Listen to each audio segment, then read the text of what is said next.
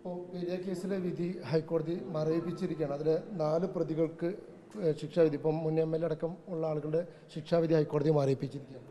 അല്ല, അത് സ്വാഭാവികമല്ലേ. ഒരു കോടതി വിധിക്കെതിരെ അപ്പീൽ കൊടുക്കും. അപ്പീലിൽ ചിലപ്പോൾ സ്റ്റേ മരവിപ്പിച്ചിട്ടാണല്ലോ അപ്പീലിൻ്റെ വാദമൊക്കെ നടക്കും. അത് കഴിഞ്ഞ് ഫൈനൽ വിധി ഉണ്ടാവും. അതിൽ യാതൊരു പ്രത്യേകതയില്ല. ഇവർ കുറ്റക്കാരാണ് എന്നത് കോടതി ശക്തമായ വിചാരണയുടെ അടിസ്ഥാനത്തിൽ, തെളിവുകളുടെ അടിസ്ഥാനത്തിൽ കോടതി പ്രഖ്യാപിച്ചതാണ്, ശിക്ഷയും വിധിച്ചതാണ്. സ്വാഭാവികമായും ഏത് കോടതി വിധിക്കെതിരെ അപ്പീൽ പോവുകയും അതിന് സ്റ്റേ കിട്ടുകയും സ്വാഭാവികമാണ്. അതിന് വിചാരണകൾ നടക്കും, ശിക്ഷ കിട്ടും എന്ന് തന്നെയാണ് ഞങ്ങളുടെ വിശ്വാസം. കോടതിയുടെ നീതി നടപടികളുടെ ഭാഗമാണ് അപ്പീൽ സ്വീകരിക്കലും അപ്പീലിനനുസരിച്ച് താൽക്കാലിക വിധി ഉണ്ടാകലും. ഇത് ഫൈനൽ വിധിയല്ലല്ലോ. ഫൈനൽ വിധി വരുമ്പോൾ കുറ്റക്കാർ ശിക്ഷിക്കപ്പെടും എന്ന് തന്നെയാണ് ഞങ്ങളുടെ വിശ്വാസം. വിധി ഏതെങ്കിലും ഘട്ടത്തിൽ തിരിച്ചടിയാണെന്ന് തിരിച്ചടിയായ വിധി കോടതിയുടെ ഔദ്യോഗിക വിധിയാണ്. അത് വന്നല്ലോ. വിധി കിട്ടിയ ശിക്ഷിക്കപ്പെട്ട ഒരു പ്രതിക്ക് അപ്പീൽ കൊടുക്കാൻ ഇന്ത്യയിലെ നീതിന്യായ വ്യവസ്ഥ അനുസരിച്ച് സ്വാഭാവികമായ അവർക്ക് കിട്ടുന്ന നീതിയാണ്. അത് കിട്ടി. ഇനി അത് സംബന്ധിച്ച് വാദപ്രതിവാദങ്ങൾ നടക്കും. അത് കിട്ടുന്നതുവരെ ഈ വിധി സ്റ്റേ ചെയ്യും. അത് സ്വാഭാവികമാണ്. അതുകൊണ്ട് അവർ കുറ്റവിമുക്തരായി എന്നല്ല അർത്ഥം. അവർ കുറ്റക്കാർ തന്നെയാണ്.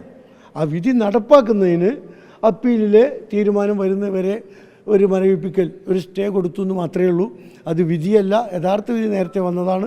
ഇനി യഥാർത്ഥ വിധി ഈ അപ്പീലിൻ്റെ വാദപ്രതിവാദങ്ങൾക്ക് ശേഷം കോടതിയിൽ നിന്നുണ്ടാകും.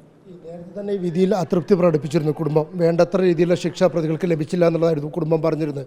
അതിനുശേഷമാണ് ഇപ്പോൾ ഈ ശിക്ഷാവിധി തന്നെ മരവിപ്പിക്കുന്ന ഒരു സാഹചര്യം ഉണ്ടായിരിക്കുന്നത്. അല്ല, ശിക്ഷാവിധി മരവിപ്പിച്ചതല്ല, ഇതതിൻ്റെ നോമിനൽ പ്രൊസീജിയറാണ്. സാധാരണ ഒരു കോടതി നടപടികളുടെ പ്രൊസീജിയർ മാത്രം ഉണ്ടായിട്ടുള്ളൂ. അത് ശിക്ഷ മരവിപ്പിച്ചു എന്നല്ല അർത്ഥം. വിചാരണ ഇനി വാദപ്രതിവാദങ്ങൾ അപ്പീലിൽ വാദപ്രതിവാദം നടക്കുന്നതുവരെ നിർത്തിവെച്ചാണ്. അപ്പീലിൽ കഴിഞ്ഞാൽ കീഴ്ക്കോടതി കണ്ടെത്തിയത് തെറ്റാണ് എന്ന് മേൽക്കോടതിക്ക് തോന്നണ്ടേ? കൃത്യമായ തെളിവുകളും എല്ലാ കാര്യങ്ങളും നോക്കിയിട്ടാണ് കോടതി വിധി പറഞ്ഞത്. അതനുസരിച്ച് തന്നെ അപ്പീലിൽ നിങ്ങൾ പറഞ്ഞ കാര്യം പ്രോസിക്യൂഷനും വാദിക്കും. പ്രോസിക്യൂഷനും ശിക്ഷ പോരാ എന്നുള്ള വാദവും നടക്കുമല്ലോ അപ്പീലിൽ. അപ്പോൾ എന്താ വിധി വരുന്നത്? അപ്പം നോക്കാം ഫൈനൽ. തന്നെ പെരിയ കേസ് പ്രതികളെ ജയിലിലേക്ക് എത്തിക്കുമ്പോഴൊക്കെ തന്നെ CPM നേതാക്കളും ഒപ്പം പോകുന്നൊരു കാഴ്ചകൾ നമ്മൾ കണ്ടിരുന്നു. അതിനുശേഷം ഇപ്പോൾ ഈ കോടതി വിധി കൂടി വരുമ്പോൾ അവരത് ഇതാക്കില്ലേ? നേരത്തെ മുതൽ ഈ കൊലപാതകികൾക്ക് സമൂഹത്തെ നെട്ടിച്ച 2 യുവാക്കളെ അകാരണമായി വെട്ടിക്കൊന്ന ആളുകളുടെ കൂടെയാണ് ഈ ഗവൺമെൻറ്റും മാർക്സിസ്റ്റ് പാർട്ടിയും എന്ന് നമുക്കറിയുന്നതല്ലേ. ഇവരെ കേസ് അന്വേഷിക്കരുത്. സാധാരണ ഗവൺമെൻറ്റിന് ഉത്തരവാദിത്വം എന്താ? കുറ്റകൃത്യം നടന്നാൽ അതിനെക്കുറിച്ച് അന്വേഷിക്കലാണ്. ഈ കേസ് CBI അന്വേഷിക്കരുത് എന്ന് പറഞ്ഞ് ഖജനാവിലെ പണം എടുത്ത് കേസ് നടത്തിയ ആളുകളാണ്. ഏതാണ്ട് 2 കോടി രൂപയാണ് നമ്മുടെ നികുതി പണം എടുത്ത് കേസ് അന്വേഷണത്തെ തടസ്സപ്പെടുത്താൻ മാർക്സിസ്റ്റ് പാർട്ടിയും ഈ ഗവൺമെൻറ് ശ്രമിച്ചത്. അപ്പോൾ അന്ന് മുതലേ ഇവരെ കൂടിയാണ്. ഇപ്പോൾ ഇവരെ ശിക്ഷിച്ചപ്പോൾ അവർക്ക് കൂടുതൽ സൗകര്യപ്രദമായ ജയിലിലേക്ക് മാറ്റിക്കൊടുത്തു. അത് കഴിഞ്ഞ് അവരെ വീടുകളിൽ സന്ദർശിച്ചു, ആശ്വസിപ്പിച്ചു. ജയിലിൽ പോയി സന്ദർശിച്ചു. ജയിൽ ഉപദേശക സമിതി അംഗം കൂടിയായ ശ്രീ ജയരാജനാണ് ജയിലിൽ പോയി അവരെ സന്ദർശിക്കുന്നത്.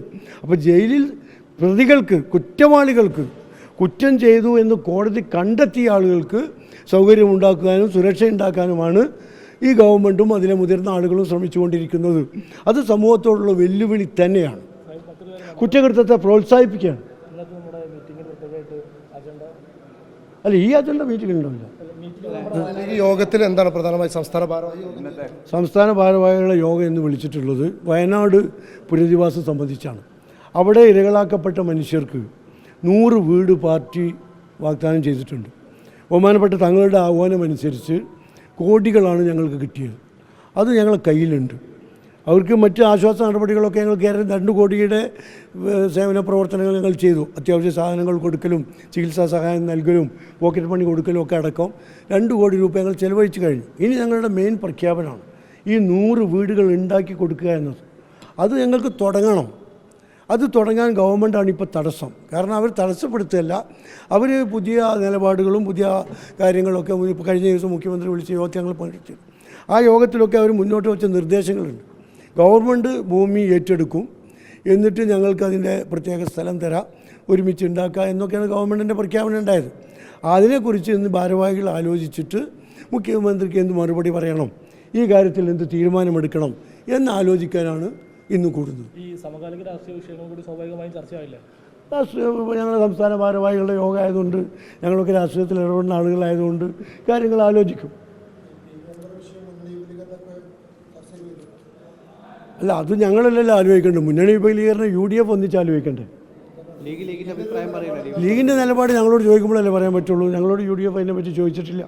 UDF അത് ചർച്ചയായിട്ടില്ല. ചോദിക്കുമ്പോൾ എന്താ പറയാ? ചോദിക്കുമ്പോഴല്ലേ പറയുള്ളൂ, ചോദിച്ചില്ലെങ്കിലോ? കേരള കോൺഗ്രസിനെ മാണി ഗ്രൂപ്പിനെ UDF കൊണ്ടുവരുന്നുണ്ട്, ലീഗ് ശ്രമം നടത്തുന്നുണ്ട് എന്ന് പറയുന്നത്. അല്ല, ഈ മുന്നണിയുടെ അടിത്തറ വിഫലമാക്കണം എന്ന് എല്ലാ ഘടകകക്ഷികൾക്കും UDF നേതാക്കൾക്കൊക്കെ താല്പര്യമുണ്ട്. അതെങ്ങനെ വേണം, ആരൊക്കെ വേണം, എപ്പോഴും വേണം എന്നൊക്കെ UDF യോഗം ചേർന്ന് തീരുമാനിക്കും. അത്തരമൊരു യോഗമോ ചർച്ചയോ ഇതുവരെ ഉണ്ടായിട്ടില്ല.